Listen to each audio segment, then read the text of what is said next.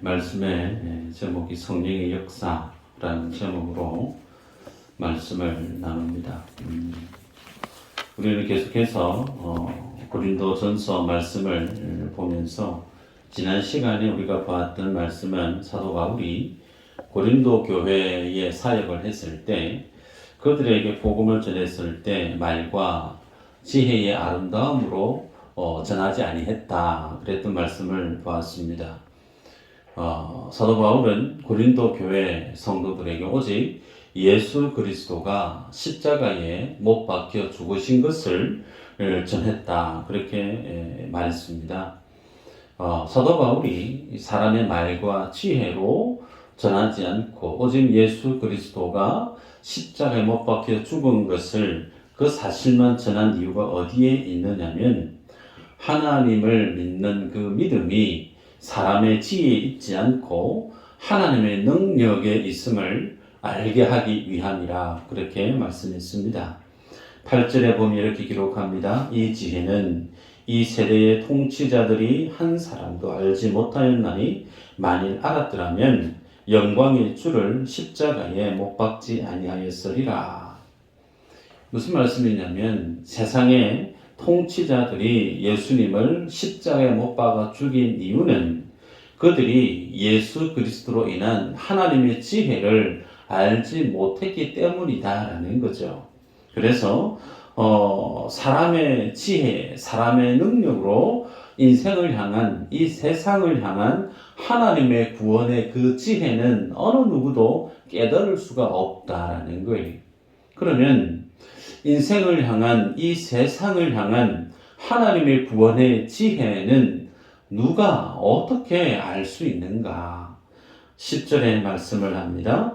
오직 하나님이 성령으로 이것을 우리에게 보이셨으니 성령은 모든 것 곧 하나님의 깊은 것까지도 통달하시느니라. 사도 바울은 이 세상을 향한 하나님의 구원의 지혜를 알 수 있는 길이 딱 하나밖에 없는데 그 하나의 방법이 뭐냐면 성령을 통한 하나님의 구원의 지혜를 알 수 있다라고 말씀해요.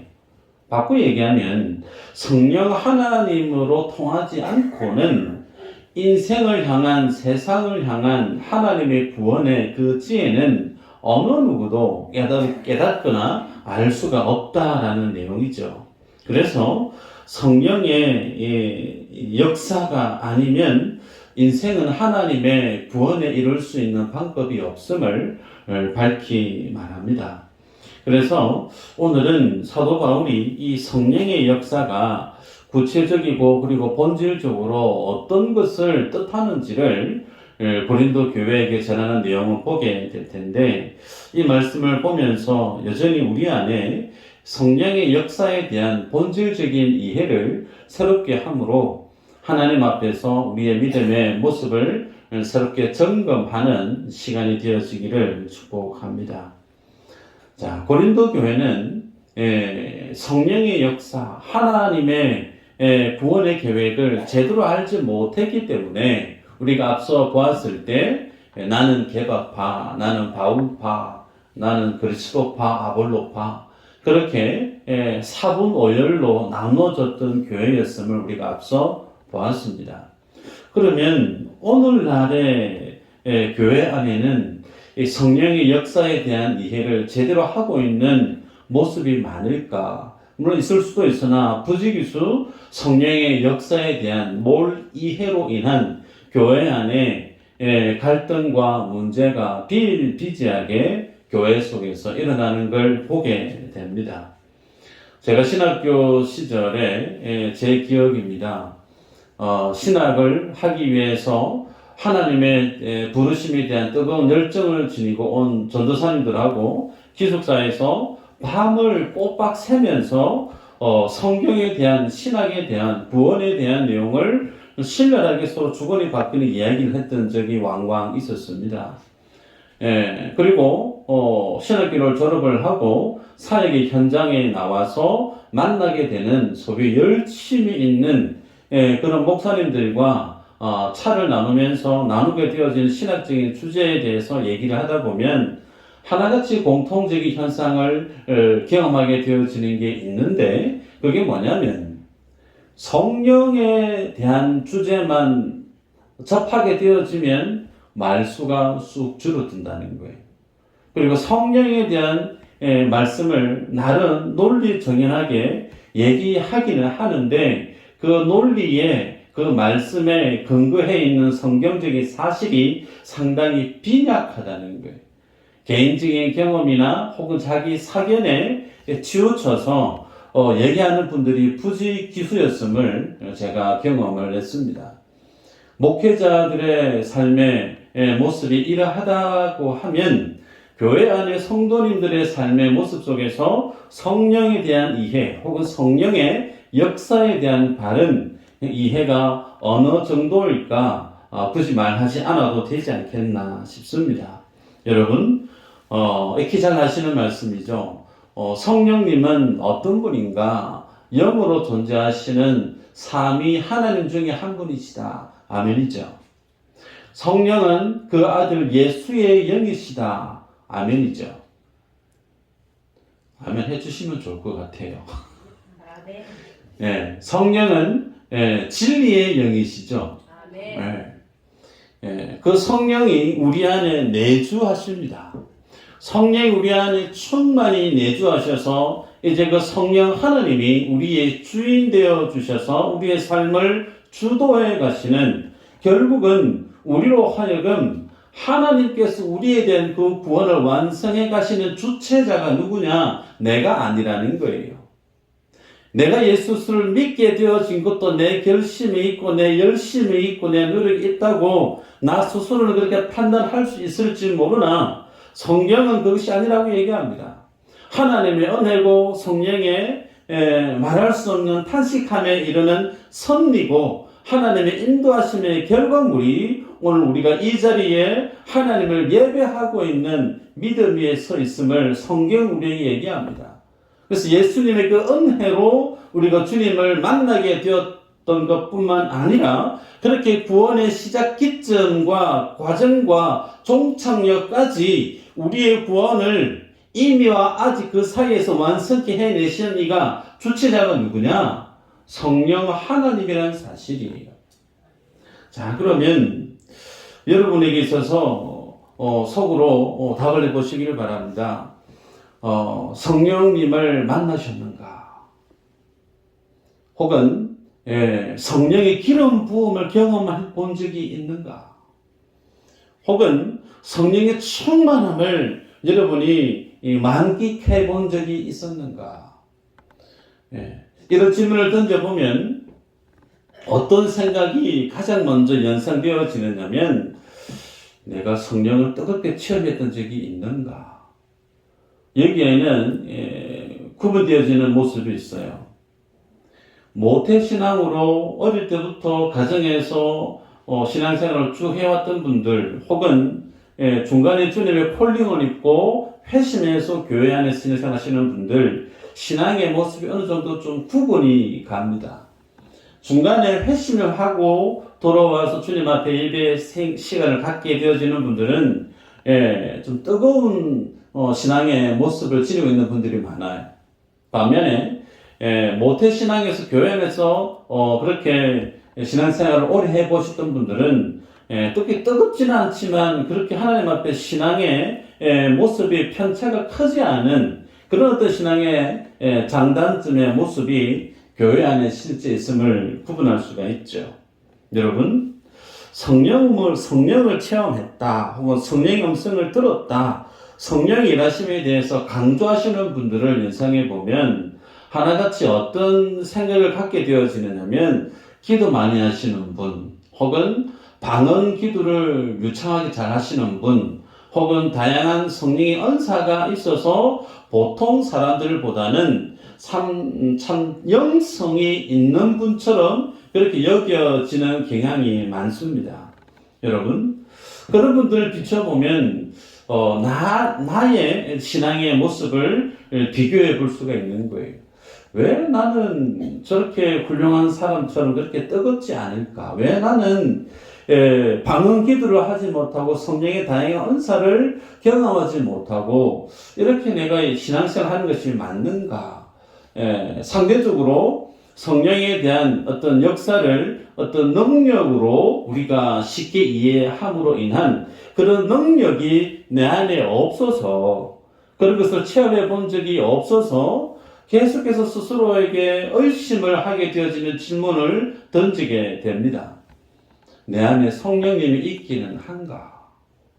그러면서 종교에 어디까지 가게 되어지느냐면 내가 구원 얻은 것이 맞나? 점차 성령님에 대한 내용을 제대로 내 안에 정립해 있지 않으면 구원론에 이르기까지 흔들리는 모습을 우리 안에서 발견하게 된다는 거죠. 여러분, 이런 어떤 성령의 인하심, 성령의 내주하심을 능력으로 은사적인, 가시적인 눈에 보이는 모습들로 기준을 잡고 판단했던 이들이 누구였느냐면 오늘 본문에 읽고 있는 고린도 교회였다는 겁니다. 고린도 교회 성도들, 고린도 교회가 마치 성령을 은사적인 기준에서 판단을 해서 소위 방언을 하고 예언의 은사를 하고 각종 은사를 행하는 것과 그렇지 않은 사람을 구분하기 시작하는 거예요. 그래서 성령의 특별한 은사를 행하고 살아가는 그 사람은 성령 충만함을 경험한 사람이고 하나님께로부터 그와 같은 특별한 은혜를 누리고 있는 사람이고 반면에 그와 같은 성령의 은사가 내 속에 없는 그런 분들은 뭔가 2% 부족한 사람. 그래서 구분이 되어지면서 그 구분이 자연스럽게 교회 안에서 차별로 나타났다는 거예요. 그래서 나는 예를 들면 하나님의 은혜를 경험하고 성령의 은사를 체험해서 하나님께서 나를 특별히 사랑해 주셔서 나를 특별히 귀하게 보셔서 그럴 만한 내 안에 자격이 있어서 주님은 내게 그런 은혜를 주셨고 그와 똑같은 어떤 성령의 가시적인 은사가 없는 다른 사람들은 그와 같은 하나님의 사랑을 받지 못하는 자로 그렇기 때문에 당신은 나보다 열등한 사람. 그래서 고린도 교회 안에 자기 자랑이 난무했고 자기 자랑할 것이 없는 사람은 여지없이 차별을 받았던 모습이 고린도 교회 안에 있었다는 겁니다. 여러분 그러면 성령의 역사가 어떻게 우리 안에 가장 기본적으로 구비되어져야 될까? 말씀 하나 읽어볼까요? 12절 오늘 중요한 핵심 구절인데 같이 한번 읽어보십시다. 시작. 자 잠시만요. 빌립보서인데 빌립보서가 아니고 고린도전서 2장 12절입니다. 자 이럴 수도 있거든요. 그래서 우리 성경책을 한번 보십시다. 고린도전서 2장 12절 시작. 우리가 세상의 영을 받지 아니하고 오직 하나님으로부터 온 영을 받았으니 이는 우리로 하여금 하나님께서 우리에게 은혜로 주신 것들을 알게 하려 하심이라. 이 구절 말씀을 가슴속에 머릿속에 꼭 기억하시길 바랍니다. 자, 이 구절에 의하면 하나님께서 성도 개개인에게 성령을 왜 부어주셨고 성령을 주신 이유와 목적이 뭐라고 밝히고 있는가? 하나님께서 우리에게 은혜로 주신 것들을 뭐 하려고요? 알게 하려 하심이라. 하나님께서 하나님을 예배하는 성도들에게 하나님의 성령을 부어주신 이유는 소위 은사를 그들에게 허락한 이유는 다른 그 어떤 것보다 하나님이 우리에게 부어주셨던 그 은혜가 어떤 것인지를 알게 하기 위해서 주님이 성령을 부어주셨다라고 밝히고 있습니다. 그래서 성령의 은사가 많고 적음에 따라서 나에게는 성령의 은사가 있고 다른 성도에게는 성령의 은사가 없다. 있고 없음에 따라서 다른 사람을 차별하고 구별하는 것이 중요한 것이 아니라 하나님께서 성령을 우리에게 부어주신 그 이유는 하나님이 내게 주신 그 하나님의 특별한 놀라운 그 구원의 은혜가 무엇인지를 알게 하기 위해서 성령의 은혜를 혹은 성령의 은사를 우리에게 허락하셨다라는 거예요. 고로 무엇이 중요한가? 하나님이 내게 주신 은혜를 아는가 모르는가? 그것이 성령이 우리에게 하나님이 주신 목적임을 사도 바울은 밝히고 있습니다. 그래서 이 구절을 언급하고 있는 이유는 고린도 교회는 하나님의 은혜를 나름 안다고 얘기를 해요. 고린도 교회는 십자가의 도를 안다고 얘기를 해요. 그런데 실제는 사도 바울이 너희는 하나님의 은혜를 모른다. 너희는 하나님의 십자가를 아직도 깨닫지 못하고 있다라고. 그래서 성령을 고린도 교회에게 부어주셨던 그 하나님의 이유와 목적을 알지 못한다라고 하는 반론으로 12절의 말씀을 하고 있다는 거예요. 자, 그러면 하나님의 은혜를 모르는 자, 성령을 하나님 우리에게 부어주셨음에도 성령을 부으신 그 은혜를 모르는 사람의 그 사람들 속에 드러나는 그 증거, 그 모습은 어떤 모습으로 드러나는가? 자기 자랑으로 나타난다는 거예요. 성령이 내 안에 들어오셔서 나를 다스리시고 성령의 내주하심과 충만함으로 나를 이끌어 가고 있는 소위 성령의 통치를 받고 있는 인생은 그 속에 하나님의 구원의 은혜를 아는 자로 드러나지만 그 하나님의 다스림을 받지 않고 있는 성령의 충만함 속에 인도함을 받지 않고 있는 인생 속에는 무엇이 드러나느냐면 자기 자랑이 드러난다는 겁니다. 그래서 고린도 교회 성도들은 내가 방언 기도를 하고 다른 특별한 성령의 은사를 내가 경험하고 있는 이유들은 내가 그럴 만한 자격이 있어서 내가 다른 사람들보다 더 많이 믿음 생활을 잘해서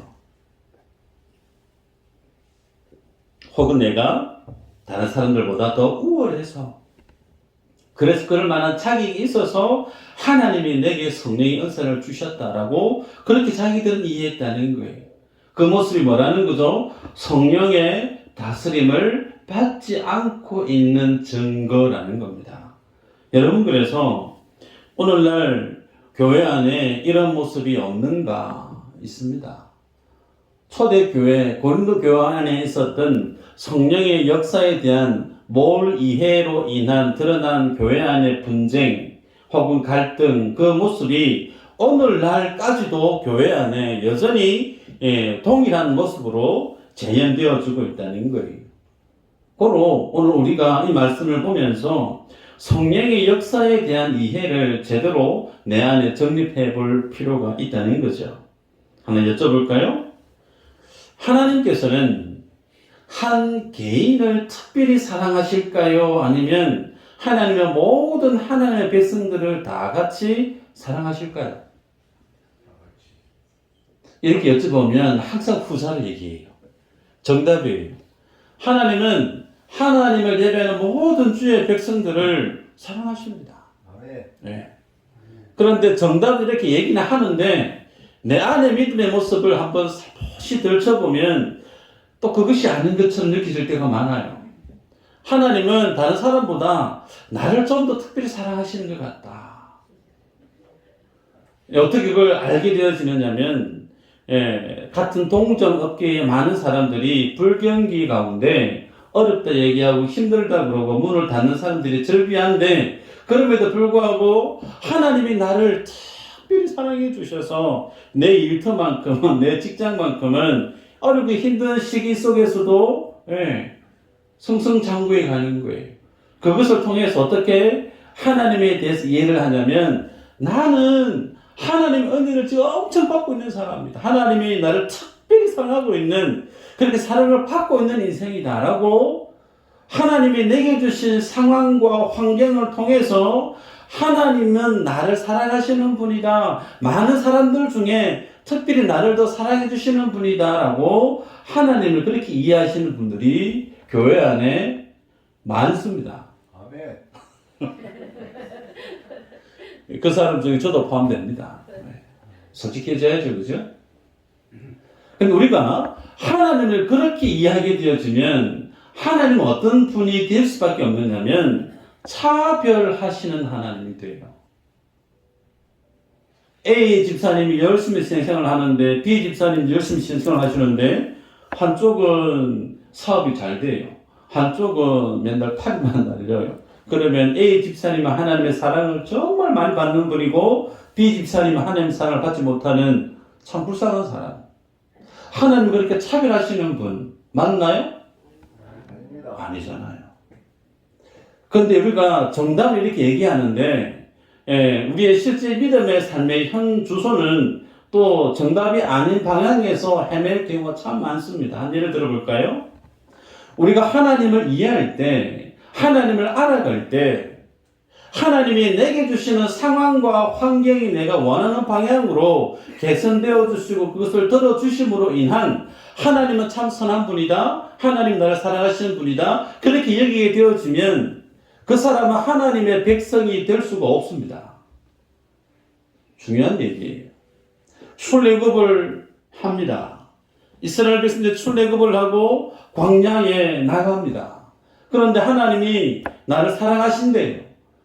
하나님이 아브라함에게 불러주었던 그 하나님의 언약을 내 때에 성취시켜 주겠다고, 땅 주겠다고, 밭 주겠다고, 집 주겠다고, 자유인의 신분을 주겠다고 주님이 나를 찾아오셔서 출애굽을 시켰다는 거예요. 여기까지는 하나님 감사합니다. 믿음의 고백이 있어요. 그런데 광야에 나가봤더니 먹을 게 없어요. 물도 없어요. 무려 한 보름이면 일주일이면 끝나겠지 싶었는데 그 시간이 40년 동안 광야에서의 삶을 살아갑니다. 많은 사람들이 그 광야에서 살았던가요? 일대가 거의 다 죽습니다. 출애굽을 했던 그 모든 일대가 2명 빼고 다 죽어나가요. 그들이 왜 광야에서 죽을 수밖에 없었느냐면 하나님에 대한 이해를 하나님이 나에 대한 뜻으로 하나님이 나에게 하신 말씀으로 하나님을 아는 것이 아니고 하나님이 내 상황 가운데 하나님이 내 환경 가운데 행하시는 그 모습으로 내가 하나님을 알고자 했을 때 내가 기대했던 상황과 내가 바랬던 환경이 내 뜻대로 펼쳐지지 않으면 혹은 내가 기대하고 바랬던 상황과 정반대의 상황이 펼쳐지면 여지없이 우리 안에 뭐가 올라오죠? 원망, 불평이 나오는 거예요. 그러나 하나님을 내 눈앞에 펼쳐져 보이는 상황과 환경을 통한 하나님을 인식하지 않고 나에게 분명히 하신 말씀으로 나를 부르신 주님의 선하신 그 뜻으로 하나님을 아는 사람은 내 상황이, 내 환경이, 내 뜻과 내 바람과 전혀 상관이 없이 잘못된 모습으로 펼쳐진다 손 치더라도 하나님은 여전히 나의 하나님인 거예요. 하나님을 그렇게 아는 사람은 상황이 열악해져도 내 기대가 산산이 깨어져도 하나님께 대한 원망이나 불평이 나오지 않는 거예요. 이스라엘 백성들이 하나님을 어떻게 알았느냐? 하나님의 뜻으로 하나님의 말씀으로 하나님을 알지 못했고 눈에 보이는 상황과 환경에 의한 하나님으로 바라보았기 때문에 그들 모두는 광야에서 죽을 수밖에 없었다는 겁니다. 그와 같은 잘못을 이스라엘 백성들이 행했고 오늘 본문 속에 고린도 교회 성도들이 그렇게 바라보고 있고 오늘도 많은 교회 안의 성도분들이 하나님을 하나님의 말씀에 의해서 하나님이 나에 대한 부르심의 그 뜻에 의해서 하나님을 알아가려고 하기보다 내 눈앞에 펼쳐져 보이는 상황에 준해서 환경에 준해서 하나님을 알려고 할 때 그 믿음의 모습은 정말 팥죽처럼 어떨 때는 뜨거워서 감격해서 감사의 고백을 드리다가 어떤 때는 정말 차디차디 식어져 버려서 감사는 찾아볼래야 찾아볼 수 없는 모습으로 잘못된 모습으로 엇나가 있는 신앙의 모습을 보게 된다는 거죠. 여러분 만약에 이와 같은 편견과 오해로 우리가 이 자리에 있다면 하나님의 관심이 어디에 있는지를 분명하게 점검하셔야 됩니다. 하나님의 관심은 우리의 상황이나 우리의 환경에 있지 않습니다. 하나님의 관심은 오늘 읽었던 12절 말씀에 어디에 있다고요? 하나님이 우리에게 주셨던 은혜를 아는 자 되게 하는 데 있다는 거예요. 여러분, 이 부분을 꼭 유념하시기를 바랍니다.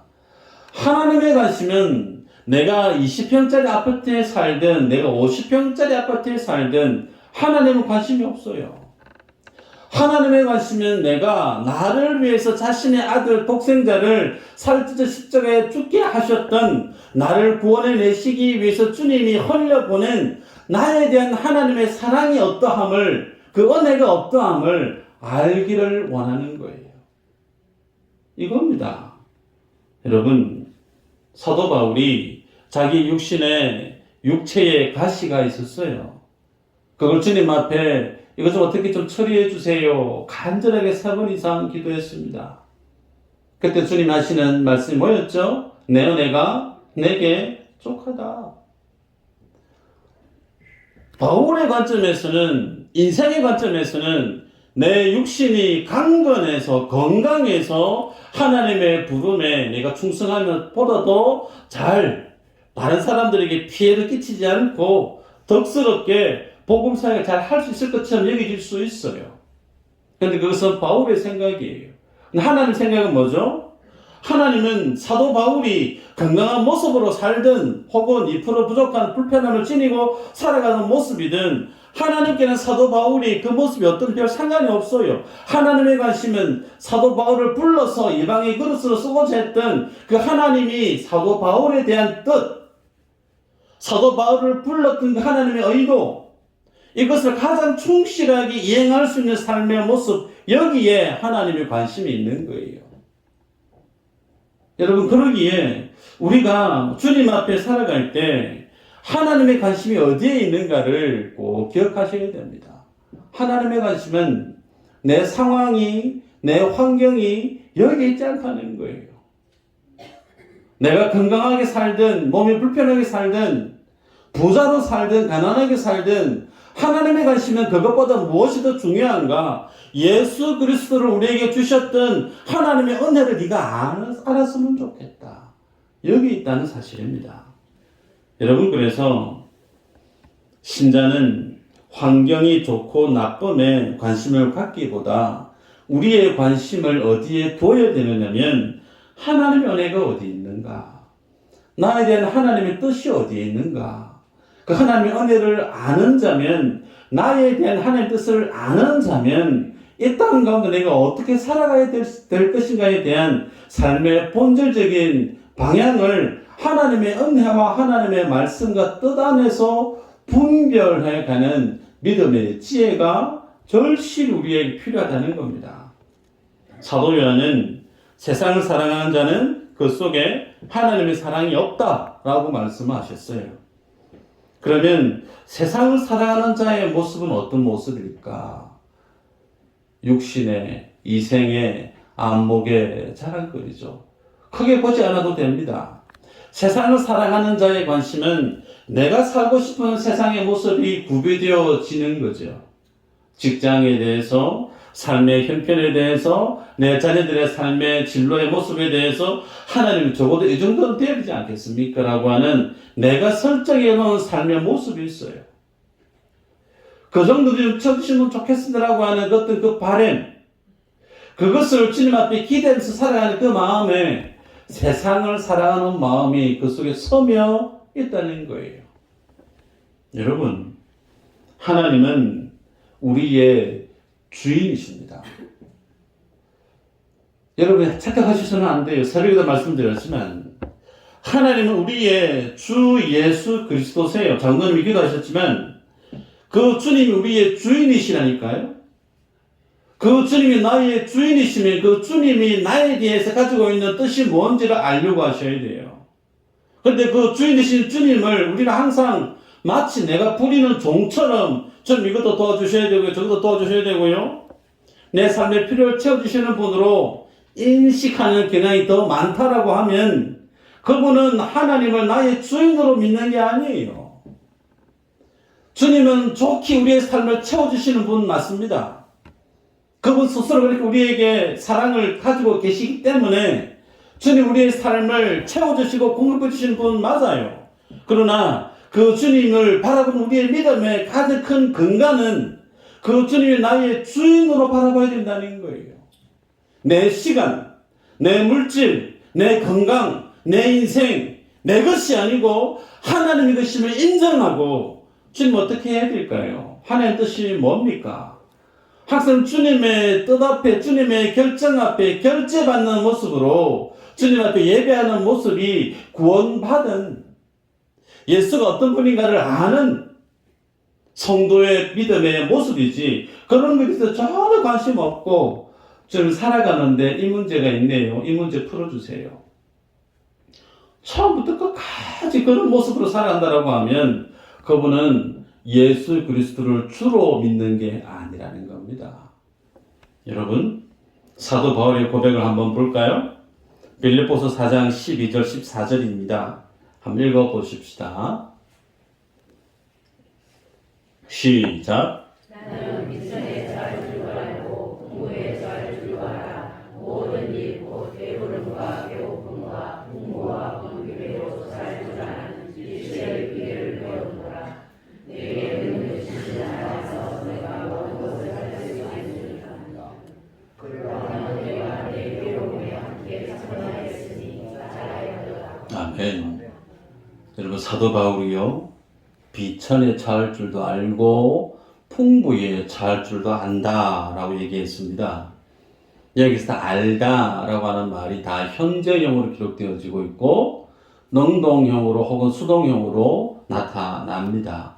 그 말의 의미는 사도 바울은 주님이 자신의 삶을 인도하심이 때로는 풍부한 삶으로 인도할 때도 정반대로 배고픔과 굶주림과 힘든 어떤 비천에 처하는 삶으로 인도할 때든 그 삶의 모습이 양극단을 세상 가운데 현실 가운데 살더라도 하나님을 향한 자신의 믿음의 온도가 감사의 고백이 변함에 있다 없다? 없다는 거예요. 주님이 내 삶을 주관해 가시는 주인이 내가 주인이 아니시기 때문에 내 인생을 들어 쓰시는 주인이 풍부한 삶을 살게끔 인도하시든 그 주인이 내 삶의 궁핍함 가운데 내 삶을 내던지시든 내 삶의 주인이 내가 아니기 때문에 나를 어떻게 쓰시든지 간에 나의 주인 되신 주님은 나의 주님이시기 때문에 주님을 향한 내 믿음의 고백은 내 삶의 환경이 어떠하든 변함이 없다는 거예요. 풍부하든 비천에 거하든 거기에 하등이 상관없이 나의 주인이 되신 주님을 내가 온전히 예배하고 믿는 믿음의 그 고백은 늘 동일하다는 겁니다. 내 믿음이 상황과 환경의 영향을 받고 있느냐 아니면 내 믿음이 하나님의 말씀과 하나님의 부르심 앞에 서 있는가는 천지 차이예요. 그러기에 사도 바울이 내게 능력 주시는 자 안에서 내가 모든 것을 할 수 있다. 그 능력이 뭐라고요? 잘되고 긍정적이고 그거 아니라고 그랬죠. 걸어가면 예루살렘에 가면 죽는다는데 그 죽음의 자리까지 뭐 할 수 있다고요? 내게 능력 주시면 그 두려움의 자리, 죽음의 자리, 순교의 자리 넉넉히 걸어갈 수 있다는 거예요. 그걸 읽었던 사절에 보니까 빌립보 교회 성도들도 바울과 같은 그 괴로움에 너희들이 참여했구나, 참 잘했다 라고 칭찬하고 있는 모습을 보게 되는 거예요. 여러분 그러기에 성령의 역사는 어떤 성도로 우리를 만들어내느냐면 주인 되신 주님의 뜻에 따라 하나님 이끌림을 받는 자로 만들어낸다는 겁니다. 그것은 나 중심의 삶이 아닌 하나님 중심의 삶으로 확연하게 바꾸는 삶을 주님이 뜻하시고 있다는 거예요. 그래서 하나님의 은혜를 아는 자, 십자가의 도를 아는 자, 그 하나님의 진리를 깨닫는 자, 그들은 성령의 은혜로 인해서 그 주님의 부르심 앞에 자기 자신의 영광이나 자기 자신의 자랑을 쫓아 살아가는 자가 아니고 하나님의 부르심과 하나님의 뜻 앞에서 자신을 부인하며 살아가는 삶을 살아가게 되는 것. 소위 이것을 하기 위해서 하나님이 고린도 교회 위에 성령의 은혜를 허락했다라는 겁니다. 이 하나님의 일하심은 동일해요.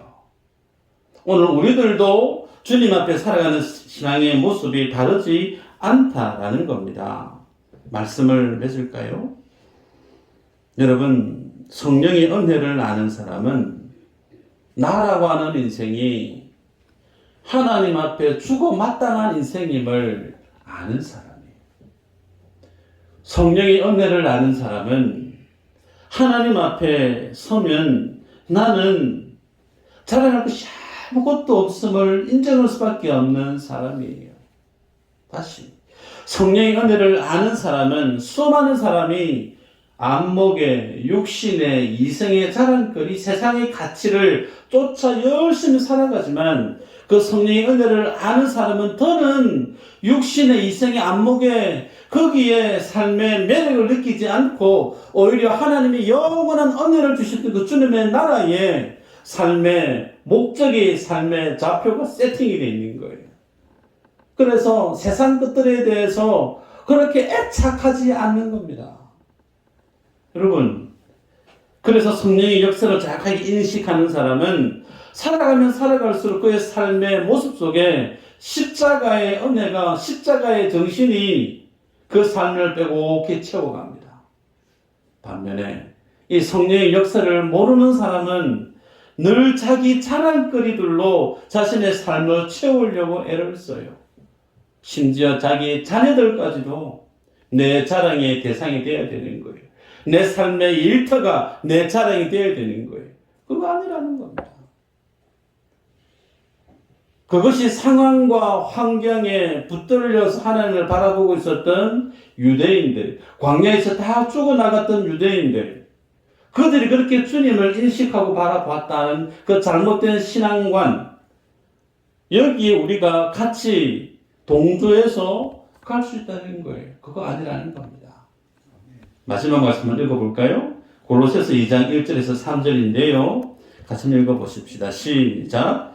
내가 너희와 라오디가에 있는 자들과 물은 내 육신의 얼굴을 보지 못한 자들을 위하여 얼마나 힘쓰는지를 너희가 알기를 원하노니 이는 그들로 마음의 위안을 받고 사랑 안에서 연합하여 확실한 이해의 모든 풍성함과 하나님의 비밀인 그리스도를 깨닫게 하려 함이니 그 안에는 지혜와 지식의 모든 보화가 감추어져 있느니라. 아멘.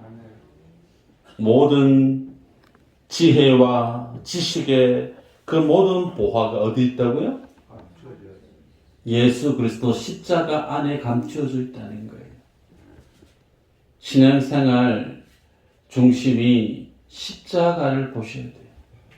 그 하나님의 구속하신 사랑이 어떤 사랑인가를 알려고 하셔야 돼요. 여러분이 성령 충만함을 구하는 기도, 무슨 신비한 체험을 하고 싶어서 은사적인 어떤 특별함을 내가 누리고 싶어서 이제는 기도하시면 안 되고, 성령을 구하는 기도 열심히 하시되 성령을 구하는 그 기도의 동기가 어디에 있어야 되느냐? 하나님을 알고자 하는, 내게 주신 그 은혜를 깨닫고자 하는, 여기에 마음의 구심점을 두고 주님 앞에 기도할 때 우리의 삶은 영향력 있는 하나님의 자랑스러운 뷸라와 같은, 보석과 같은 믿음의 삶을 살 줄 믿습니다. 아멘. 이 믿음의 주인공들 다 되시기를 주의 이름으로 축복합니다. 기도합니다. 하나님 감사합니다.